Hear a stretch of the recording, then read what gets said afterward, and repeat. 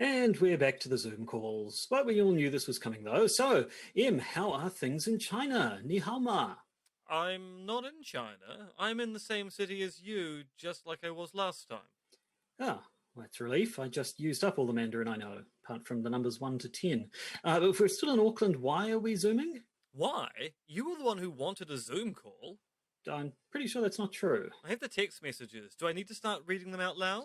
Yeah, well, no, because obviously those are fake messages that were hacked onto my phone by the Russians, I guess, for an unknown but completely plausible reason. Something's up. You're being held at home again against your will, aren't you? Don't be ridiculous. Who would want to imprison me in my own home, let alone have the nefarious deep state connections to do such a thing?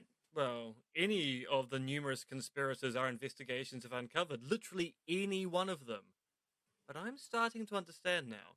This sounds more like the hazing ritual for the latest acolyte, JJ. Oh, come on. What's more likely? That I have other things to get done this evening and I didn't want to lose time commuting to your place and back, or that this JJ, if they even exist, used their Masonic Templar Illuminati connections to confine me to my own residence as a show of power and intimidation? I think you know the answer to that question. Yeah, all right, but you don't understand. They have two J's in their name, and I only have one. They're literally twice as powerful How as does that me. even work? I don't have a choice. Now, act natural, because I think they're coming back to check on me. Uh, fine. This is the last time I'm bailing you out, though. So, Joshua, ready to start another perfectly normal episode where everything is exactly as it always is? I sure am. Let's play the theme music like we always do, because everything is perfectly normal.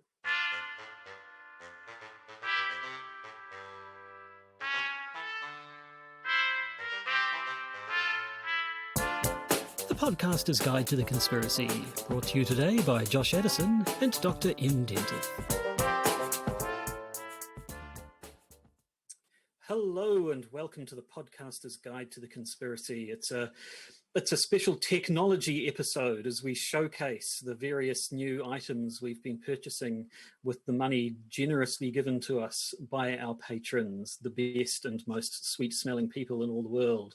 If you're watching this on video, you'll see the images of our new webcam, so you'll really get to appreciate the greasy sheen of sweat on my forehead as I sit here in a sultry Auckland evening. And if you're listening to the podcast, then you get to hear the magical new tool that Emma's using to record it.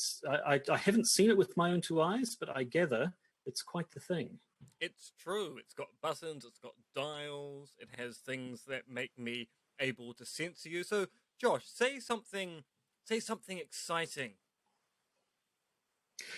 I long for the sweet embrace of death, which cannot come too soon. And say something about your mother. My mother is quite a lovely person, actually. No one will ever know.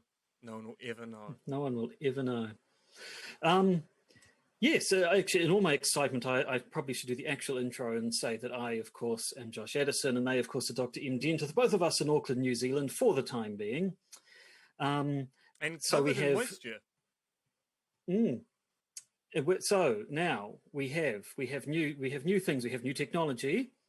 We have new patrons plural, I understand. Yes, so we actually had two people go to the level of pledging where they get mentioned in the intro to the show. So this week it was JJ, but Susan, your time is coming, Susan. Don't think we've forgotten about you, Susan. We know about you. We're going to exploit you. That's not what I was going to expose you. We're going to exploit and expose you. That's not a lot better, but yes. In fact, it might actually be worse.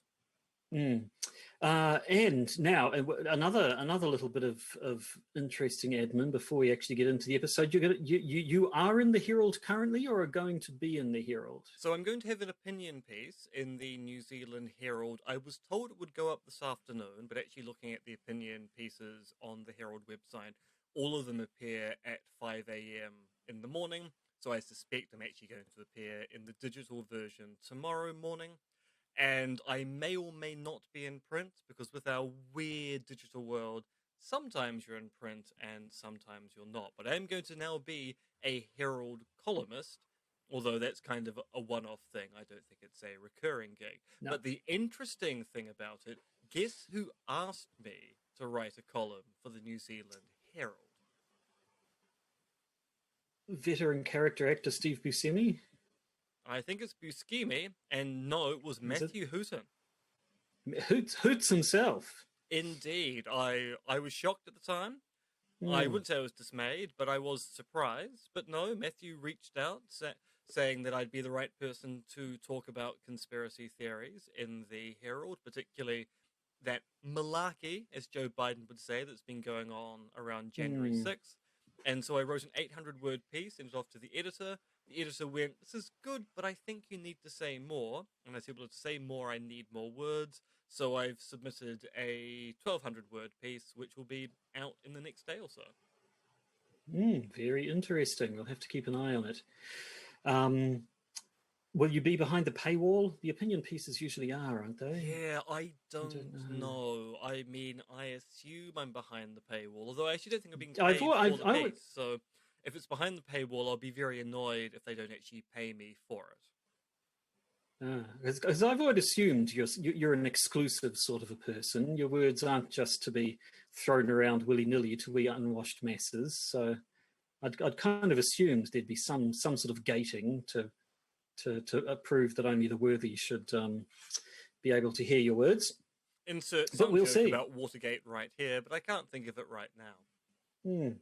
Well, in that case, then I guess we should actually go on with this episode. So does this count as an episode of Conspiracy Theory Masterpiece Theatre? No, because it's not a masterpiece.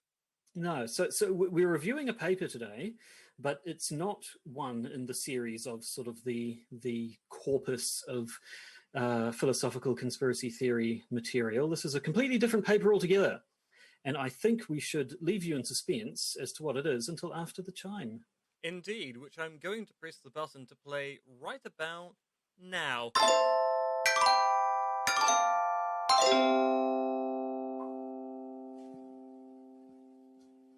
Now, see, what you don't know is that normally this has all been edited together manually afterwards. We have to stick the sound effects in. But now, as I understand it, all Em has to do is just like push a button, and then suddenly the noises just appear automatically. I refuse to believe that it isn't magic. I mean, it is going to... So this is our first, what we might call, live episode where we're trying to do it all entirely on a podcasting deck without any editing afterwards. I mean, there will be some editing afterwards. I'll be cutting out some silence at the beginning and some silence at the end.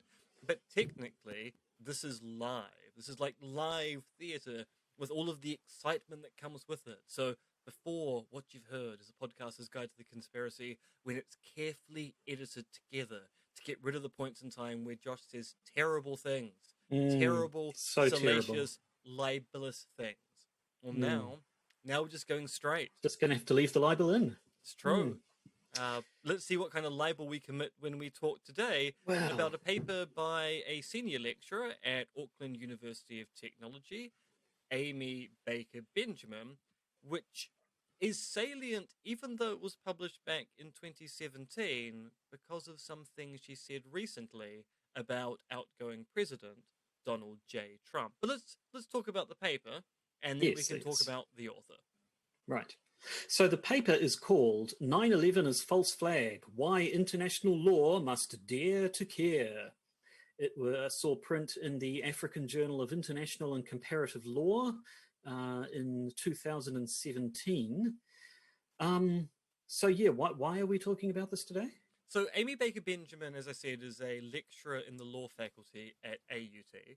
She deals largely, I believe, in international law, and she was interviewed before the election and after the election in the US.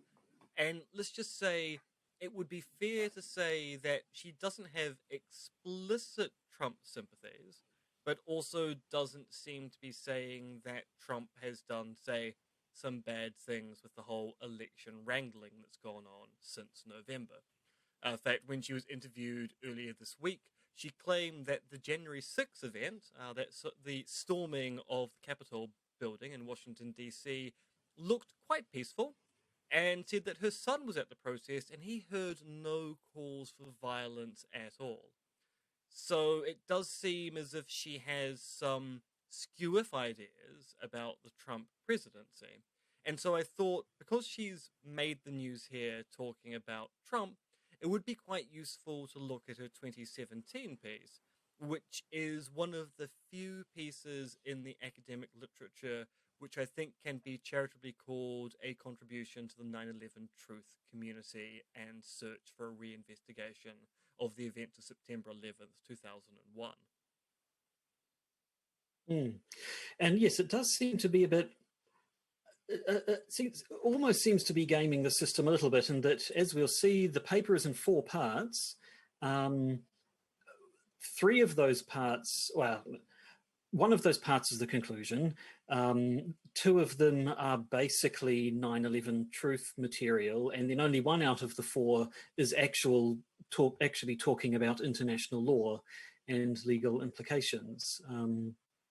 So maybe you should just pile straight into it, and Well, first of all, let's talk a little bit about the journal itself. So the African Journal of International Comparative Law is not a journal I know, but at the same time, I also don't publish in international law journals.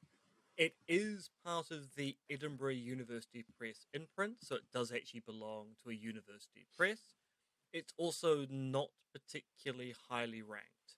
Now, university press imprint is a good thing. University presses tend to have certain standards when it comes to its journals, although sometimes those standards do slip, and there are a whole bunch of kind of boutique or niche journals out there which do have a history of bad publication. As far as I'm aware, the African Journal of International Comparative Law is not one of those. At the same time, it's not a particularly highly ranked journal, in that the papers which are cited in it, the papers which appear in it do not tend to be cited elsewhere. And so I have a suspicion, and I'm going to mark this out as a suspicion, that this is a lower ranked journal that the paper was eventually accepted into.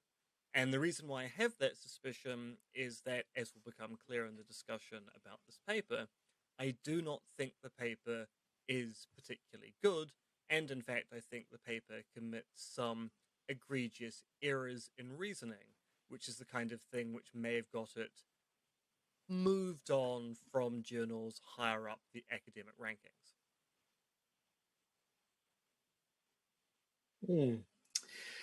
And yes, as we'll see, it's something of a 9/11 Truth Greatest Hits compilation album. We'll be revisiting a lot of topics that we've talked about before. But to start at the start, section 1, introduction, which is quite a long section actually, begins by saying, no matter what one may think about the nature of the attacks that took place in the United States on September 11, 2001, one thing is beyond dispute. Those attacks have provided the legal, political, and moral justification for 16, or I suppose now 20, years of international war.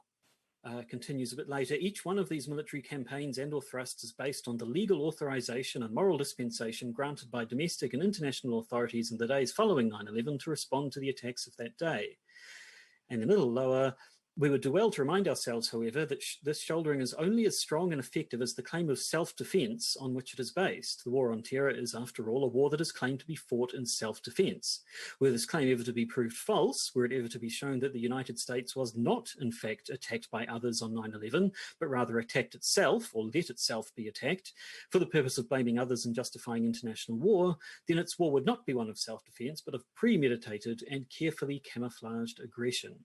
So we've got both Mihop and Lehop in that last paragraph. Attacked itself or let itself be attacked. Interesting. And that paragraph has a footnote at the end of it.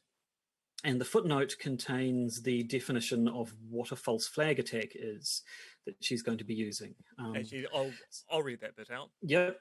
A false flag attack occurs when a country organizes an attack on its own citizens and or officials and makes the attack appear to be by enemy nations, political opponents, or terrorists, thereby giving the country a pretext for domestic repression and or foreign military aggression. I will use here a broadened definition of the term that also includes foreign attacks that a government knew were coming and could have stopped, but allowed to succeed so that the nation would be primed for war. Now, Josh, what do you think of that definition? But despite being broadened, it does actually sound very specific. I mean, it's quite clearly About 9/11. false. It's quite clearly about 9/11, yeah. Especially the bit about when a country organizes an attack on its own citizens and or officials doesn't, like, normally that's not something we'd necessarily say about false flag attacks. And when we get to later on, when she actually starts going through historical examples of false flag attacks, some of them at least are not a country attacking its own citizens. They're a country attacking another country, but making it look like someone else did it, and so on. So it's not hard to read between the lines of that definition and see 9/11 truth arguments front and center. And I mean, I would just resist the idea that we should include in false flag attacks things that other powers are going to do to you, which you allow to occur. I mean, that's a bad thing, don't get me wrong, but it's not a false flag. A false flag is pretending that someone else did something you're doing in its most loosest sense. The idea that you allow someone else to do something actually seems like, well, that's not a false flag, that's simply negligent. Negligence is bad politically, but it's not a false flag. But so right away we see what kind of is the tenor of the whole argument, which is this: if it turned out that 9/11 was a false flag attack, then that would be a really big deal and would have massive ramifications and would totally undermine the US's justification for a lot of stuff it's been doing over the last 20 years. And that's true. If 9/11 turned out to be false, then that would be true. But when I first read it, and we'll see this going right the way through, the thing it reminded me most of was Pascal's wager. Now, if you're listening to this podcast, you probably know what Pascal's wager is, but Em, just give a quick refresher in case anyone isn't sure. What's Pascal's wager? So Pascal was a philosopher. Was he a 16th or 17th century mind? I've actually completely forgotten when something like lived. that. Don't know the dates precisely. So, and he basically had an argument about the existence of God and whether or not you should believe in God as a rationalist. And Pascal's wager is the idea that, look, you might be inclined as a rationalist to think, well, there's no good evidence for God's existence.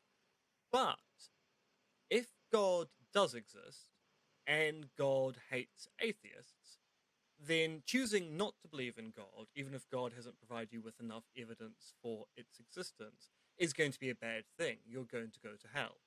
In fact, it's much better to believe in God, even if it turns out that as a rationalist you don't have any inclination to, because the benefit of belief in God, if God does exist, means eternal life. And the benefit, if God doesn't exist, is basically nothing. I mean, you may have wasted some time on this whole God malarkey, but when you're dead, and it makes no real difference. So Pascal goes, look, according to the terms of the wager, it is better to believe in God than it is to not believe in God, because the benefit of believing in God is going to be dramatically higher if it turns out God exists. And one of the main objections people have to that line of argument is that while Pascal was interested in justifying belief in the Christian God, the argument could be used to justify belief in basically anything. Any God who has the capacity to judge you in the afterlife from any religion, or indeed you could make stuff up. The flying spaghetti monster, you could say, well, if the flying spaghetti monster is going to subject you to eternal torture if you don't believe in it, then you better believe in that. And it kind of undermines the whole thing. And that is what reminded me about this one, made me think of this one, because with the same argumentation, you could basically say we need to investigate anything, because if it turned out that the world was actually flat, that would be massive. That would invalidate just about all of science. It would be a huge deal. But the fact that it would be a big deal if it were true isn't enough by itself to mean we're actually obligated to investigate it. And yet that seems to be not the whole of her argument, but that seems to be a large part of it. Yes, and as we'll see later on, there are similar issues that can be leveled against this with the way that she characterizes the situation between the official theory of what happened in 9/11 and her urging for a reinvestigation. So the introduction goes on to talk about, but basically say that nobody's interested in revisiting the 9/11 investigation, or at least no one official. The US isn't, and the UN isn't. But then claims that lots of people, though, are talking about the 9/11 investigation and want to look further into it. So she says, over the course of the last 16 years, neither the UN nor NATO has revisited the issue of responsibility for the attacks, and this despite the fact that, one, an impressive body of literature has emerged that challenges virtually every significant aspect of the official account. Two, key members of the United States Congress have insisted that the domestic investigations into 9/11 were not credible and indeed were set up to fail by the Bush II administration. And three, two candidates for the office of US President in 2016, Donald Trump, Republican Party, and Jill Stein, Green Party, publicly questioned the accuracy of the official account, with Stein going so far as to call for a new investigation. Now, There's quite a lot going on there. Yeah.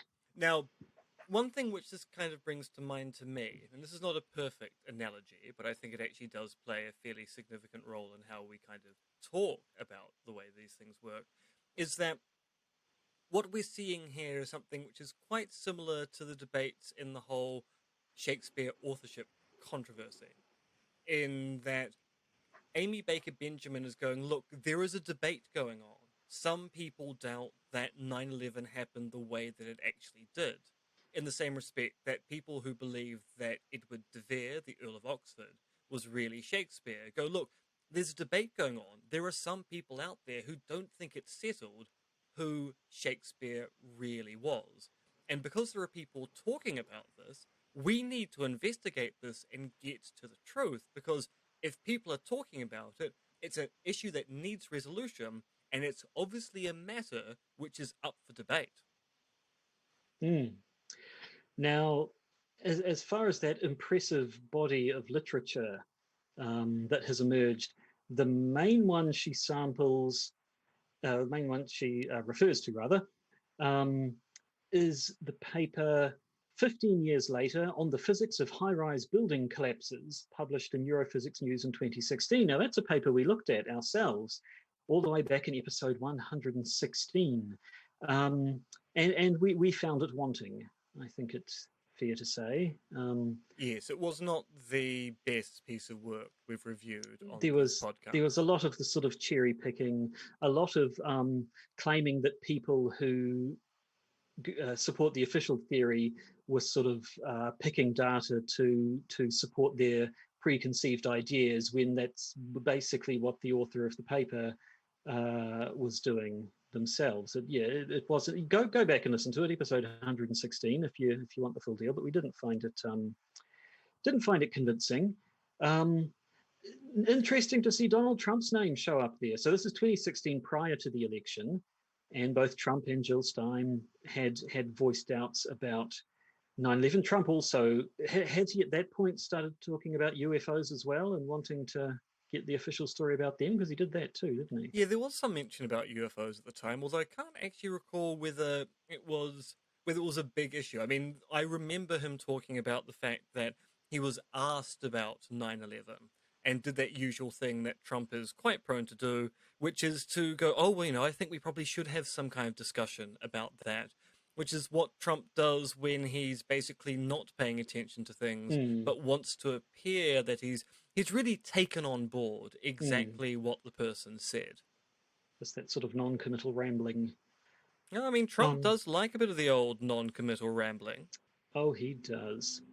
So the introductory chapter continues. Recent developments suggest that the public at large is beginning to back away from this assumption, the assumption being that the official account is accurate, and that it may be time for scholars to do so as well. And at this point, she brings up the missing 28 pages which is something else we've talked about.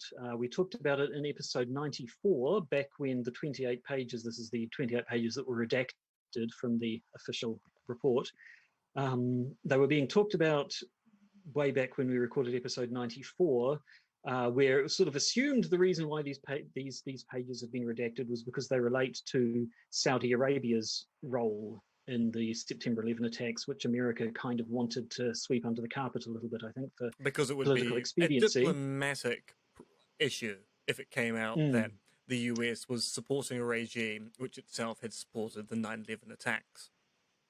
And then the 28 pages were eventually released, and we talked about that in episode 107, where it basically they said what everyone thought they were going to say. So it wasn't a massive revelation, but nevertheless, Amy Baker Benjamin thinks that this is a problem for the official theory, the fact that Saudi Arabia had more of a role. I think what she was saying there, and correct me if you had a different impression, was that if Saudi Arabia had a role in the attacks and Saudi Arabia is an ally of America, that sort of that draws things into question there.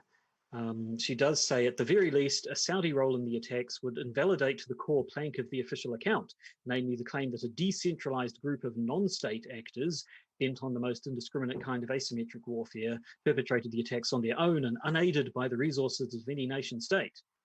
Now, I do recall the 28 papers, there was that one particular line, wasn't there, which it said, I should have it in front of me, I don't have it now. Basically, it was a really sort of very specific hedged thing that sort of said, no one from the government, the Saudi Arabia government, aided the attackers in an official capacity or something. It sort of, it went to pains to say that the actual Saudi Arabian government didn't have anything to do with it, while leaving it open for the idea that actual members of it acting independently could have had something to do with the 9/11 attacks. Yes, it actually reminds me quite a lot of the whole John Key hat routine. So our former Prime Minister, yes. John Key, was very keen on metaphorical hats. As far as I'm aware, he actually doesn't wear hats at all. Never seen him wearing one. But he would claim that when he made a statement in the House, he was making that statement as, say, the Minister for Tourism and not the Prime Minister. Because it turns out that actually the rules for disclosure differ between, say, a Prime Minister and a Minister. And so John Key would keep on changing hats, metaphorically, whenever he was asked questions, to then be able to go, well, actually, no, I didn't say that as Prime Minister. I didn't say that as Minister of Tourism. So you can't request information in that way. You have to request it in another.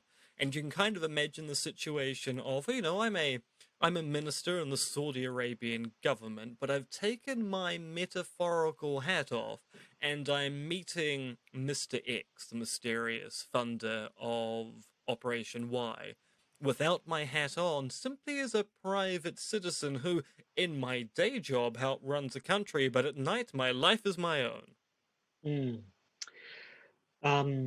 So further down the introductory chapter, we find this belated and still fledgling American movement toward transparency regarding 9/11 is unquestionably laudable. It is also, however, insufficient. The main contention of this article is that international law and international political institutions have a vital role to play in ensuring that the case of 9/11 is fully and objectively investigated. Not sure about the word fledgling in that paragraph. Yeah, I mean, this was published in 2017, so we're looking at, 16 years after the event? Now, admittedly, as we've discussed on this podcast, the 9/11 Truth movement itself doesn't really appear until about 3 or 4 years after the event. So maybe 9/11 Truth has been around for only about 12 years at this point. But a theory which is 12 years old and apparently is vital to be reinvestigated doesn't appear to be fledgling in 2017. But anyway, that sort of rounds out the introduction section, and she finishes by basically, as a good lawyer, her next step is to establish precedent.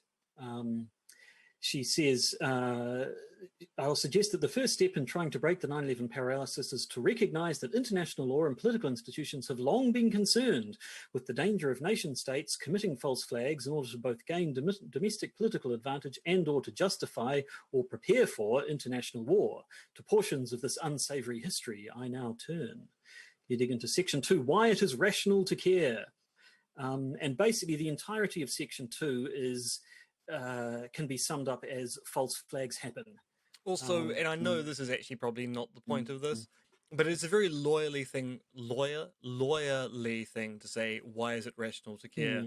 If this was a philosophy, say, why is it ethical to care? But yes, no, fair enough. So section 2 is in 3 subsections.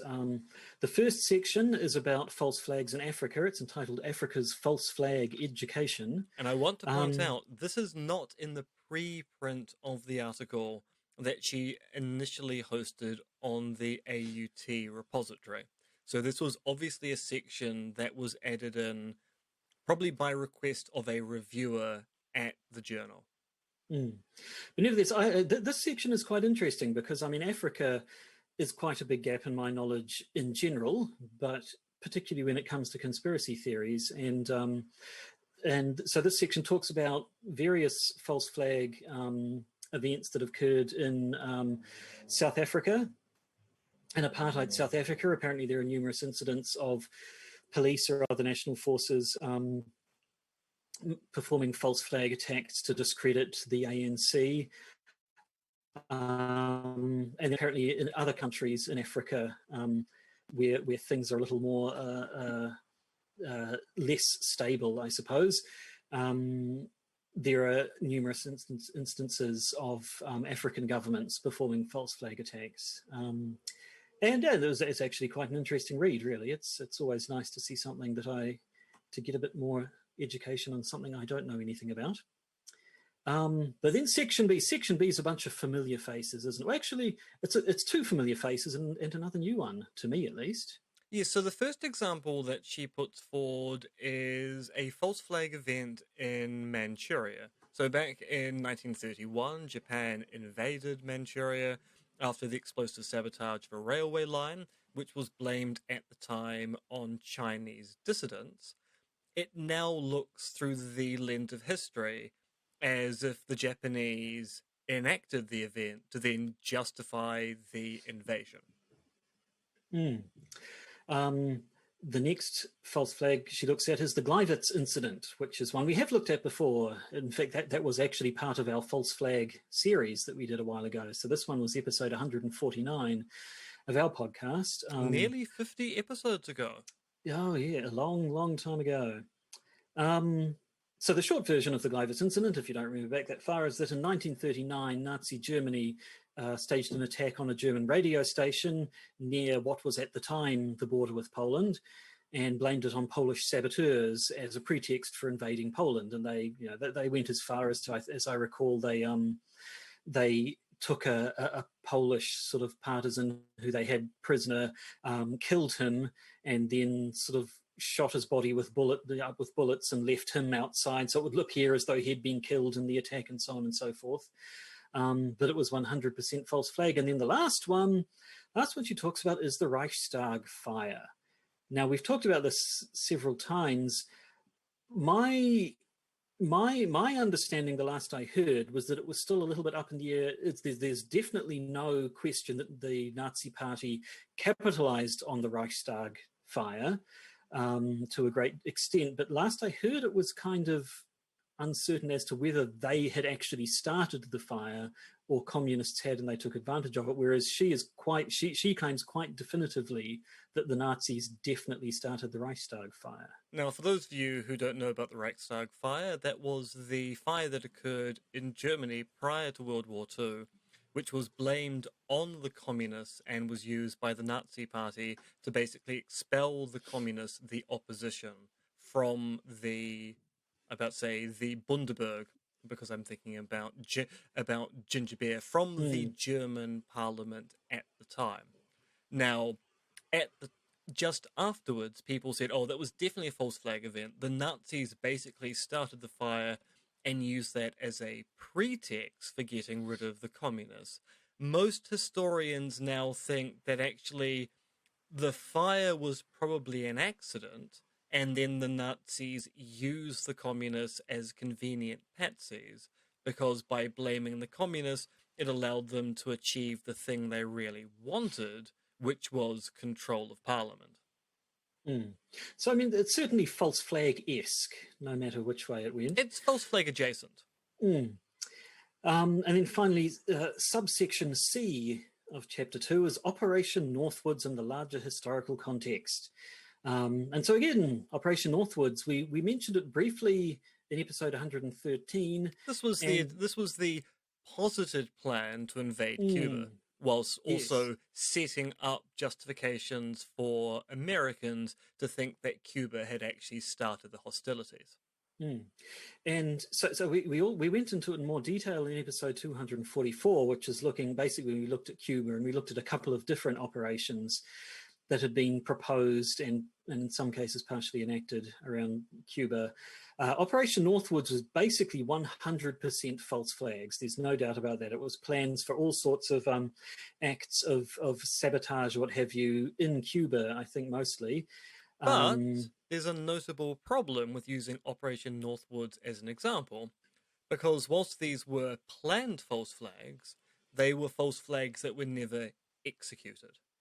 No, so President Kennedy, once the plans were suggested to him, basically nixed the whole affair, said, no, not going to happen, and none of them actually occurred. But the plans were for false flags to be blamed on, to sort of try and stoke a revolution in Cuba, to suggest that Cuba was a threat, to drum up sort of international support for some sort of intervention in Cuba and what have you.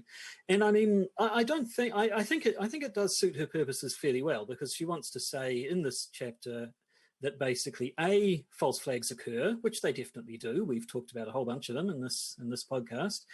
And B, false flags are something that the American government has thought about before. Maybe not, she doesn't claim right then and there that it's a thing they've definitely done, but it is a thing they've definitely thought about doing.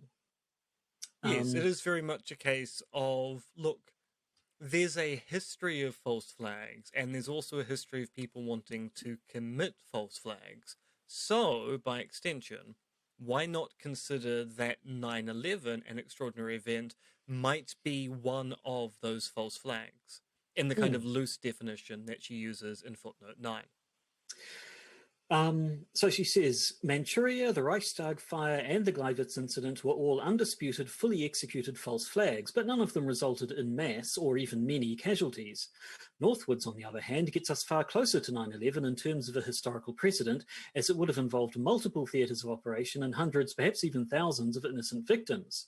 Moreover, when set within the context of two larger and closely related categories of state malfeasance, namely false flags used for domestic purposes and false pretenses for interstate war not involving the use of false flags, the 9/11 false flag scenario becomes scarily thinkable and, if you will, speakable.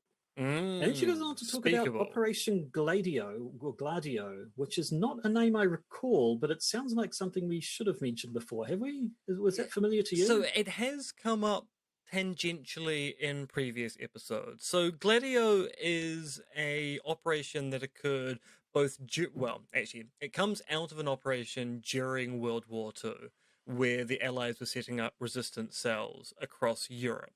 And then after World War II, with the fear that the Soviets were going to engage in a massive land grab in Western Europe, the Allies basically set up a whole bunch of resistance cells all over Europe to ensure that there would be small cells that could operate independently to push back against communism if it reared its ugly heads in their lovely Western democracies. And Gladio basically ran up until the 90s, at which point it officially ceased, although there are certain conspiracy theories that certain terrorist activities going on within the EU to this day, including separatist movements throughout Europe, are actually all part of ongoing Operation Gladio movements. So her account of it reads, We have strong evidence that during the Cold War, the US government, acting through NATO, orchestrated mass casualty, false flag terrorism against the civilian populations of Western Europe for the purpose of discrediting the West European left. The history of this disgraceful episode is not widely known in the West, yet it is indeed very real. In the early stages of the Cold War, NATO and the governments of various West European countries arranged for the formation of a clandestine network of resistance fighters that were intended to be activated to fight against the Soviets in the event they invaded and occupied Western Europe. This project was codenamed Operation Gladio. The backbone of the Gladio network were far-right and neo-Nazi groups working in coordination with carefully compartmentalized sections of the Western security and intelligence services. Although the Soviets never invaded Western Europe, NATO nonetheless activated this network beginning in the late 1960s to commit political assassinations and mass atrocity terror attacks that were blamed on West European communists. In 1990, following a series of public revelations by various high-level European officials, the European Parliament alarmingly passed a resolution condemning Gladio in the strongest possible language for its evasion of all democratic controls, its illegal interference in the internal political affairs of EU member states, and its involvement in serious cases of terrorism and crime. US military personnel in NATO were explicitly singled out and condemned for their involvement in the Gladio network. Now, it's important to note that she is claiming that Operation Gladio was largely made up of neo-Nazis and the far right. That is a very contentious claim to say, at least, and this is in part because of her reliance on particular sources, in particular Gansler, which is one of her primary sources for this claim. Many people dispute this claim. This is taken to be a very contentious characterization of what the Gladio network was made up of. Most historians take it that Gladio was made up of local resistance cells, and so in some situations where the resistance cells were far right and opposed to communism, there were in fact Nazis and neo-Nazis involved, but it certainly wasn't the backbone of the Gladio network. It was simply some cells. They were using existing resistance towards communists and sometimes having to make devil's bargains at the same time. And then she goes on to mention the Gulf of Tonkin incident, which you've talked about before, which provided a pretext for the Vietnam War, and the US's lies about weapons of mass destruction in Iraq, which of course was used as a pretext for the Second Iraq War. She finishes out, putting all these pieces together, what emerges is a disquieting mosaic showing the very real possibility of a mass casualty false flag attack being executed to justify international war. To dismiss this possibility out of hand, and to concomitantly belittle the need for the international community to investigate it not only reflects a profound lack of imagination, it reflects a rather profound degree of irrationality. Through an appeal to history regarding the reality of past false flag attacks and mass casualty state terror, I have tried to pry open the mental space needed for scholars and statesmen to begin to engage the reality of false flag attacks used for egregious purposes. Once we become so engaged, the options for action going forward are clear, as set forth below. That a profound degree of irrationality, them's fighting words. They are, especially for this podcast, because, we deal in warrant here at the Podcaster's Guide to the Conspiracy. We need more than just mere possibility. So yes, you certainly can't deny the possibility of any particular false flag event, but that's I would say is not a particularly high bar for justifying actually going back and investigating stuff that has already been investigated, or indeed believing in it.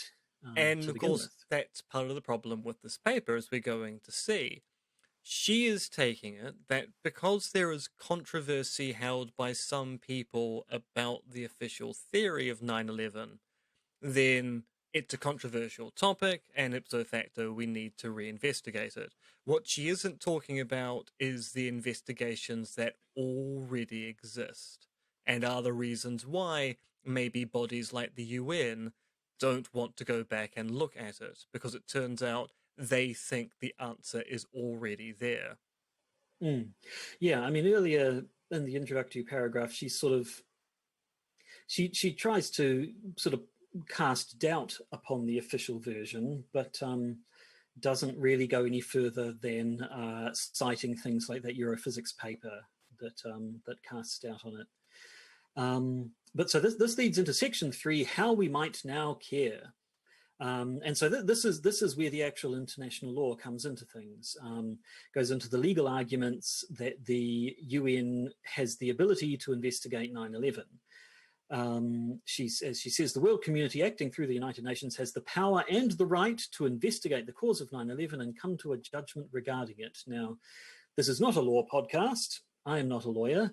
I'm also not a lawyer. And frankly, I'm quite happy to take her word for it.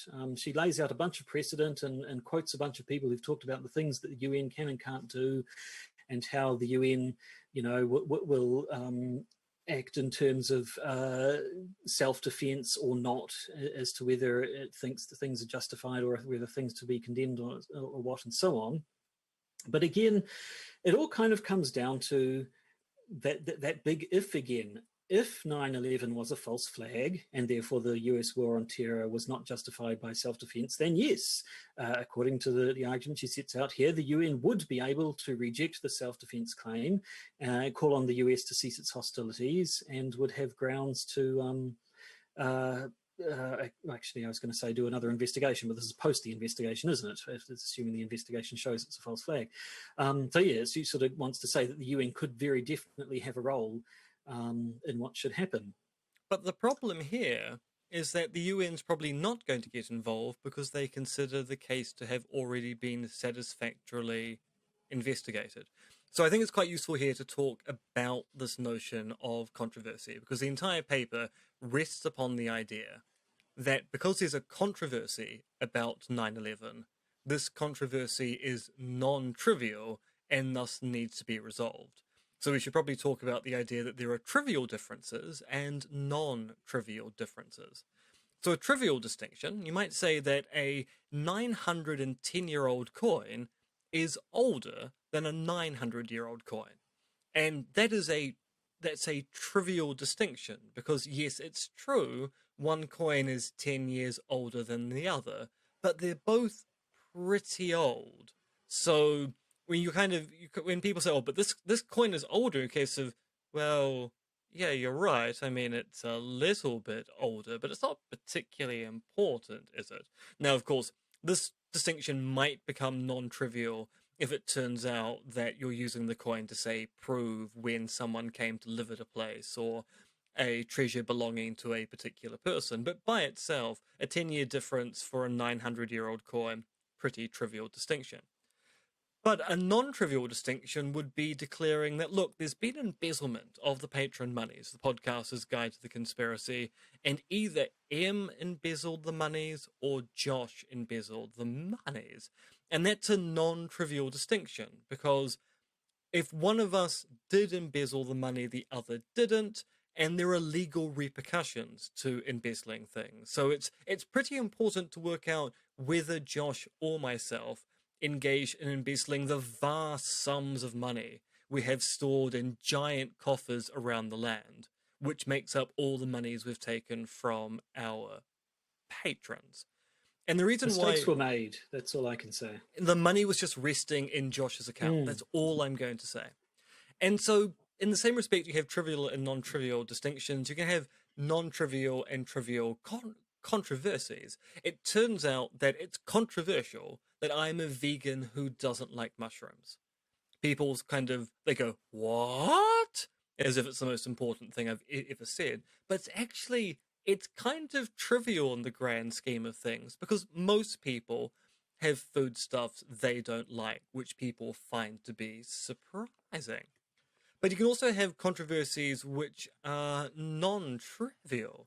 So when investigating a murder, it's non-trivial to seriously consider a subset of the range of suspects you have, because it's important to make decisions as to who you're going to spend time on. And of course, it's controversial to spend time on one suspect when you should be investigating another. And so I take it that Amy Baker Benjamin thinks that the 9/11 investigation and the fact there's a controversy is a non-trivial controversy in her eyes. She says, look, there are people having these discussions. These discussions are important. It indicates things up for debate. So we really need to sort this out. except that a lot of other people take the controversy to be a trivial one, in the same way the Shakespeare authorship controversy is trivial. Yes, some people think there's something odd about the official theory, in the same respect that some people think that William Shakespeare was not Shakespeare of Stratford on Avon, but those people are basically confused as to how serious this controversy actually is. It's a trivial one because actually most people just don't care, because most people accept one explanation over the other. Mm. And all of this leads us to her chapter 4, section 4. I like how you keep calling it chapter 4. You what? You keep calling these sections chapters. Yeah, I don't know. Maybe I'm just used to chapters in books. But you don't even read books. I have read books. When was the last time you read a book? Well, it's funny you should say that, because this is the one time of year when I do actually read books, when I'm away on holiday with no PlayStation to keep me occupied. So I've read books as recently as a week ago. How about that? Stick that in your pipe and smoke it. I will. In fact, if you actually send me the book, I'll grind it up and turn it into the finest literary tobacco that the world has ever seen. Indeed.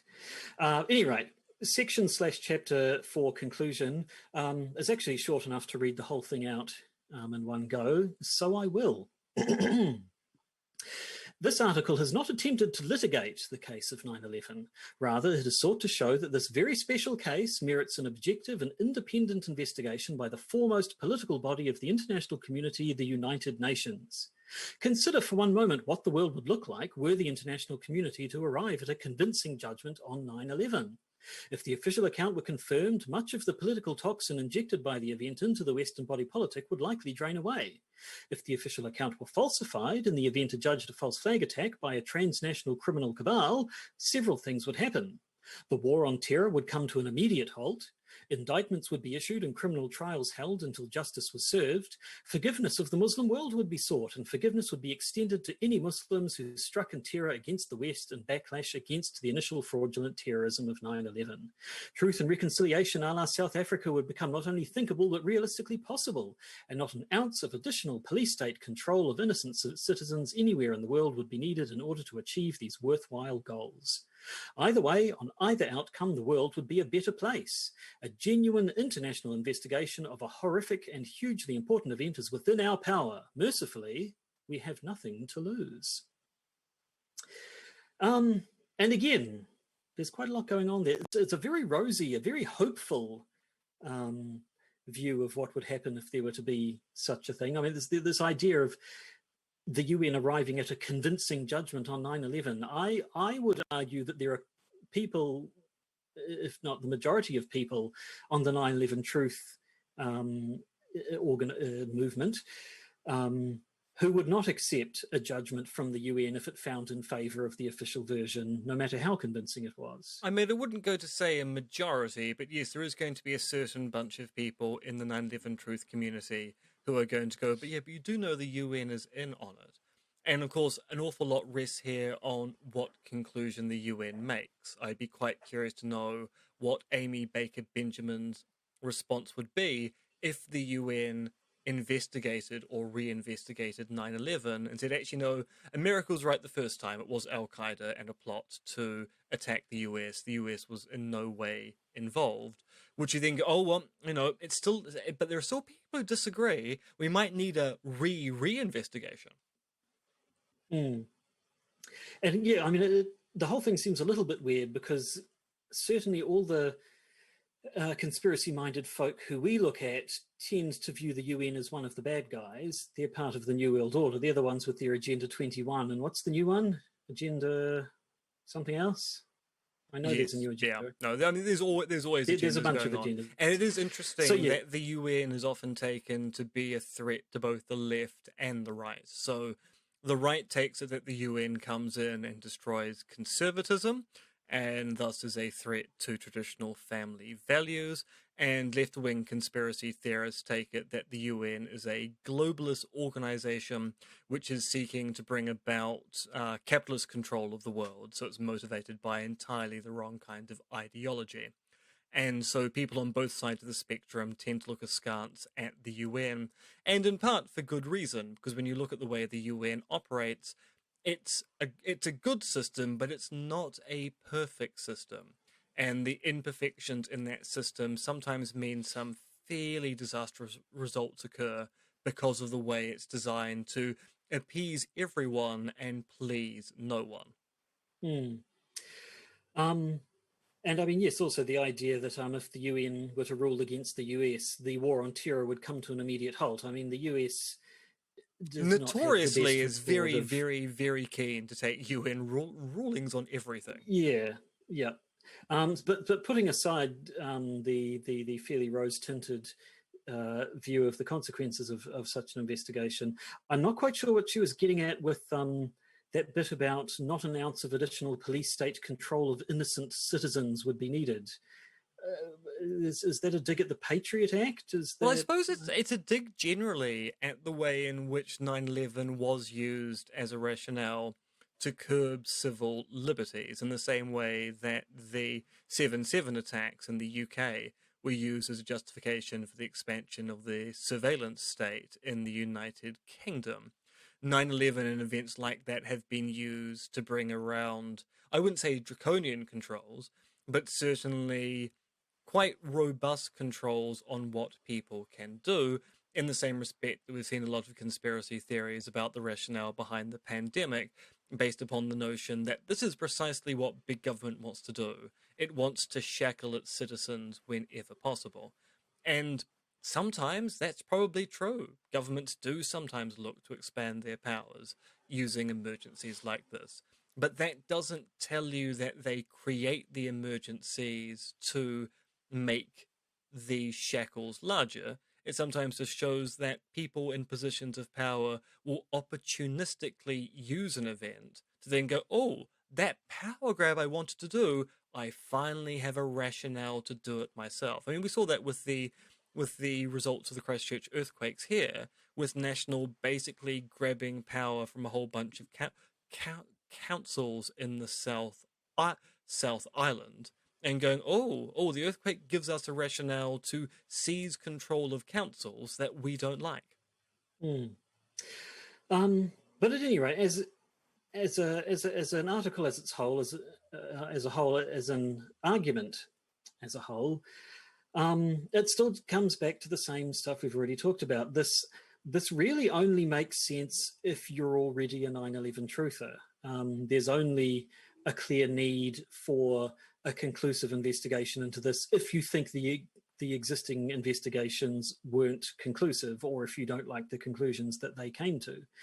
And it still comes back to that same sort of Pascal's wager thing. This kind of argument could be used to argue for the reinvestigation of basically anything significant ever. And it doesn't seem that 9/11 is special in that regard. No, it does seem that this is a argument based upon a preordained conclusion that we must reinvestigate 9/11, rather than an argument providing us with a good rationale to engage in that investigation. And the thing is, there probably are good arguments to be made for further investigation of the 9/11 event. This is simply not a good example of that kind of argument. Yes, I mean it does come across, I guess, basically as question begging. I suppose that seems it's the to kind be of thing that the key would not fallacy. get through a philosophy journal. And as I said at the top of the show, it's in a low-ranked international law journal, which I think might speak to the caliber of the argument in the paper. All that being said, I don't know how many other journals she submitted it to, so I might be talking out of my ass, as our American friends say. They do. So I think that's all we have to say about that particular paper, which means that's all we have to say for this particular episode. Have you anything to say before we go out and you use your magical box to play the going outy music? Well, I'm just going to say that, as usual, there'll be a patron bonus episode accompanying this episode. So if you are a patron, you've got more stuff to listen to. And if you're not a patron, well, then you have the opportunity to become one for at least $1 a month. It's $1 US. That gets you access to all of the additional content that the podcast provides. If you want a special shout out, it costs you $3. There's even more tiers for producers and executive producer roles if you are so inclined. And in our bonus episode, we're basically going to talk about January 6th and some of the fallout from what happened after the storming of the Capitol building in Washington, D.C. So, patrons, stick around for that. But everyone else, I guess there's nothing more to say, but listen to us for next time. Do we know when next time is going to be? Are your plans still very much up in the air? They are very much in flux, so I'm assuming at this stage that I'll still be here in Auckland next week and the week after. So next week we might have a bring along a conspiracy, or as I call it, what the conspiracy, to excite and hopefully please Josh. Spectacular. Well, until then, I don't believe there's anything more to do than simply say goodbye. Toodly pip. Oops. Sorry, I just censored myself there. Madness. The Podcaster's Guide to the Conspiracy is Josh Anderson and me, Dr. M.R.X. Dentith. You can contact us at podcastconspiracy@gmail.com, and please do consider supporting the podcast via our Patreon. And remember, it's just a step to the left.